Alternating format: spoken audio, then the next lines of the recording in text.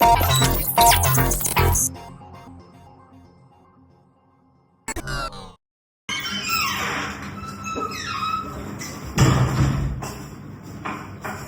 Lisa, what are you doing? Hi Ling, look at this. I have done cooked the egg. Wow, that's so delicious. But why are you cooking here? Why? What's wrong? Can't you see here have a pesticide and soap? But all the pesticide and soap are covered. Even if the pesticide and soap is covered, it's still dangerous because your food is still exposed at pesticide and soap. Oh, I just know about that. Next, we look at Act 149, Pesticide Act 1974. Now, we look at introduction. The Pesticide Act 1974 is a key Malaysian law that controls the use, handling and disposal of pesticide to safeguard public health, food safety and the environment. It ensures that pesticide levels in crop are safe, promotes proper usage practice and protects agriculture workers from harmful exposure. Additionally, it regulates the production, storage and transportation of pesticide in the food industry to ensure their safe application in food production. By setting clear rules and penalties, the Act helps maintain the quality and safety of food for consumers. Now, let's look at industrial sectors first. Act relates regulations to control presences of pesticide in food. Section 21(1). The Minister may, after consulting the Board and the Minister responsible for Health Service, make regulation to prohibit A. The addition to or the use or presences in food or any specific kind thereof, or the treatment of food or any specific kind thereof, or with any specific pesticide or more than the specific quantity, proportion, strength or concentration thereof. Offence of selling contaminates food. Section 25. A person who sells any contaminated food commits an offence.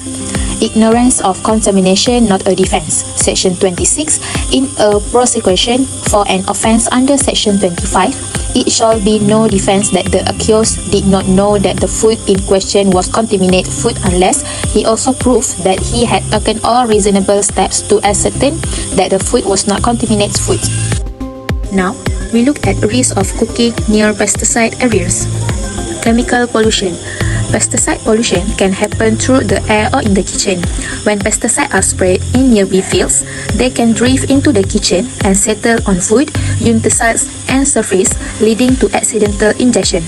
Pesticide residues can also build up on cooking tools, walls, and floors. Over time, this increases the risk of consuming harmful chemicals, which can be dangerous to health.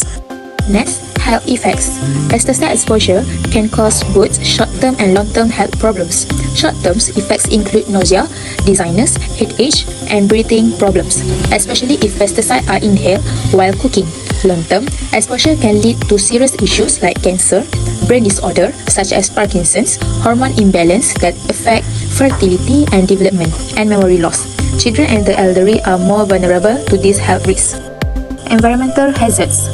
Improper use of pesticide can cause environmental pollution, where pesticide can leach into nearby soil and water sources, potentially affecting cooking if water used contains pesticide residues. Additionally, bioaccumulation occurs as repeat pesticide exposure leads to the build-up of toxins in the local ecosystem, harming plants and animals. Prolonged pesticide use also degrades air quality in surroundings area, directly impacting the safety of food preparation near contaminated sites. Next, we will talk about preventive measures. Storage and separation. Store pesticide in a safe area, away from the kitchen and food. This helps prevent food contamination. The area should be secure, well ventilated, and clearly labeled. Always seal pesticide containers tightly to avoid spills or leaks. Other than that, periodic cleaning. Regular cleaning of utensils and cooking areas is important to prevent contamination from pesticide. Wash cutting boards, knife, pots, and other tools with warm, soapy water. Clean countertops and surface after food preparation to remove any residues. Also, clean shelves and cabinets where food and utensils are stored. This keeps your kitchen safe and clean. Lastly, regulatory compliance. Regulatory compliance means using only approved pesticide and following the instructions on the table. Always read section 13, how to apply, and 53A safety steps carefully. This ensures safe use and reduced risk to people, animals, and the environment.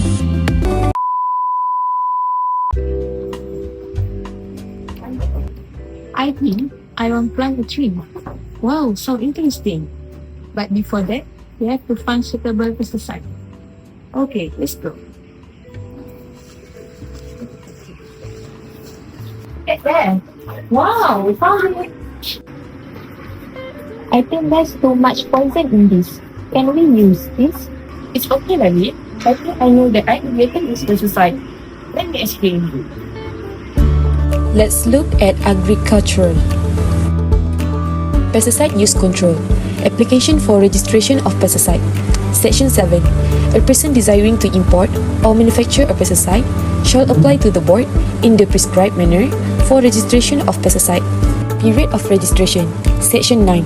The period of registration of a pesticide shall be 5 years, but the pesticide may, on application by the person on whose application the pesticide was registered and on payment of the prescribed registration fee, be re-registered at the end of every 5 years period. Prohibition as to importation and manufacture and penalty. Section 13. Except as provided in Section 14 and 14A, no person shall import or manufacture as misbranded pesticide. Pesticide handling. License to manufacture pesticide. Section 15. A person desiring to manufacture a pesticide shall apply to the board in the prescribed manner and accompanied with the prescribed application fee for a license to manufacture the pesticide. Possession or use of unregistered pesticide and unapproved use of pesticide. Section 53A. Except as provided in Section 14 and 14A, no person shall possess or use a pesticide that is not for the time being registered under this Act. Pesticide disposal. Rules and regulation. Section 57K, Part 6. The Minister may, after consulting the board, make rules or regulation to carry out the purpose of this Act and to give effect to the provision thereof, and in particular, but without prejudice to the generality of the foregoing power, such rule or regulation may with view to protecting person from danger in connection with the fumigation, spraying, or any other mode of treatment of premises and article, including ship and vehicle, and fumigation, spraying, or treatment for agricultural purpose, with a pesticide regulate the disposal of the residues of any substance used in the fumigation, spraying, or treatment. Enforcement and penalties. Offence relating to manufacture, sale, and storage for sale. Section 20. A person who contravenes any of the provision of this section commit an offence and is liable, on a first conviction, to imprisonment for 3 years or to a fine of 10,000 ringgit, and on a second or subsequent conviction to imprisonment for 6 years or to a fine of 20,000 ringgit, or to both.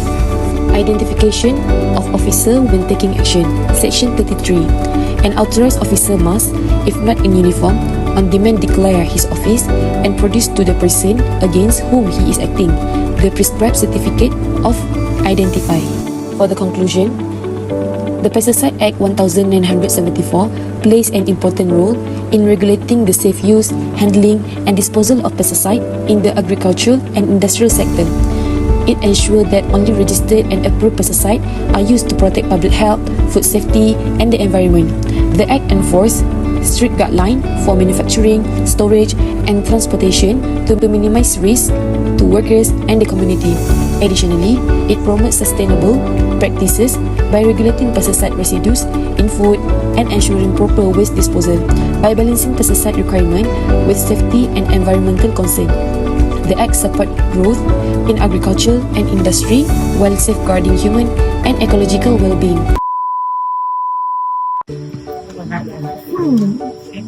Yeah, I did. Yeah. I think I want to try this skincare, because it's so viral at the TikTok.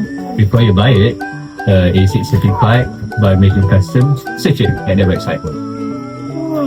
Let me check.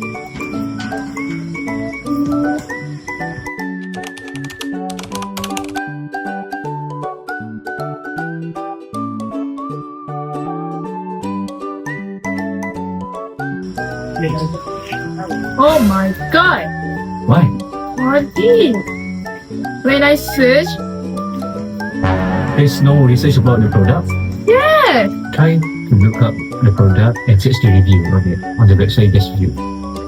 Wait, let me check at the TikTok review. Oh my god, there! Why? reviews say the product have a mercury poisoning. Oh, no. And mostly the reviews say have an allergy using this product. Oh no. Luckily you didn't buy it before you Yes. talked to me. Thank you, Adi. But before we continue, let me explain more about mercury poisoning. Let me explain. Moving forward to the Poison Act 1957, where this law regulates the importation, possession, manufacturing, storage, and other things of the use of poison. Its primary purpose is to protect public health and safety by ensuring that dangerous substances, like including toxic chemicals like mercury, are handled and distributed responsibly. Any poison or substances that are listed in the first schedule are listed as toxic to the human. This act plays a vital role in consumer protection, environmental safety, maintaining high standards in industry dealing with hazardous materials such as mercury.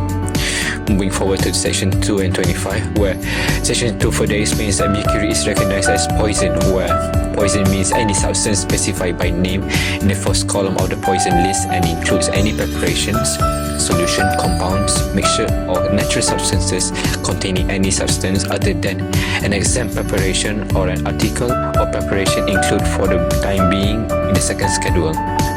Further to the section 25 subbracket 2, it specifies that mercury poisons cannot be sold or supplied to the public for general uses. They are restricted to specific industries purposes such as agriculture, horticulture, or tanning industries, or any other industry that only has under strict licensing. Moving forward to the sales and distribution of mercury on section 13, any seller possessing skincare products containing mercury without proper authorization is a direct violation of the Act. Penalties for unauthorized sales for selling mercury containing product without proper licensing or regulatory compliance constitute an offence under section 13. Moving forward to section 8, where the control of imports of mercury or other product containing it cannot be imported without proper license. Unauthorized importation for purposes of sale, including skincare, is a direct breach of this section.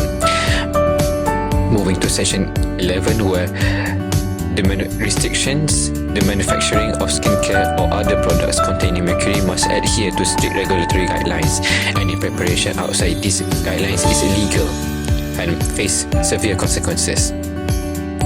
The penalties for violation under this Act in section 32 further explains that violation involving mercury in products are subjected to fines up to 15,000 ringgit or imprisonment up to 5 years or both. In the offence of involving willful negligence or risk human life, penalties increase to 200,000 in fines or 10 years of imprisonment or both.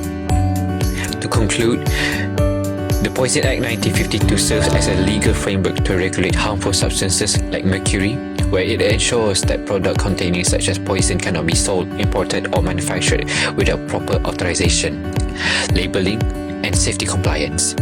Mercury containing skincare products, especially those viral and unlabeled, are direct contravention of the Act.